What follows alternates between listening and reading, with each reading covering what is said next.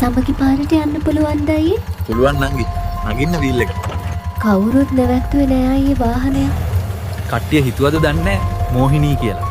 මෝහිනී වෙලත් මදි අයියේ වෙන දේවල් එක්ක. ඇයි නංගි එහෙම කිව්වේ? ගෙදර ප්‍රශ්නද?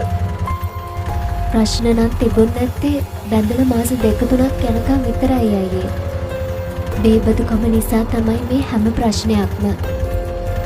හරි කෙනා ගැන දැනගන්න කාලයක් යනවා. සමහර මිනිස්සුන්ට බොන්න ගත්තාම ලිමිට් නෑ. ගෑනු ඔය දුක් විඳ ගන්නව කාටවත් නොකියා. ළමයි තමයි දවසක අසරණ වෙන්නේ. ඔය ඉස්සරහින් දකුණට තියෙන පාරෙන් හැරෙන්න අයියේ. ඔය ඉස්සරහින් නවත්තන්න. අතේ තියෙන ගාන මදි අයියේ. ගේ ළඟට එනවද සල්ලි ටික දෙන්න?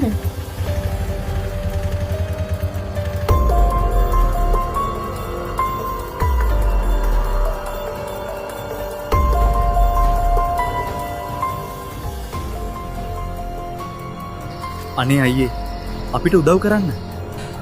මොකද්ද මල්ලි ප්‍රශ්නේ? මම හයර් එකක් ආවේ. සල්ලි ගන්න තමයි මෙහෙට ආවේ. අපි වාහනක් කෙනකන් ඉදියේ. මේ ගෙදර අක්කා ප්‍රෙග්නන්ට්. එයා වැටිලා ඉදී අපි ඉක්මනින් අපි ස්පිරිතාලට එක්කන් ගියා.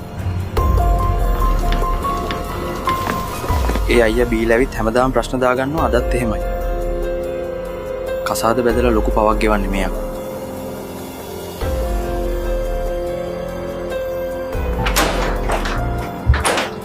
මොකක් හරි වාසනාවට ළමයව අපිට බේරගන්න පුළුවන් වුණා. ඒත් අම්මා නැති වෙලා තියෙන ගෙදර තිබයි.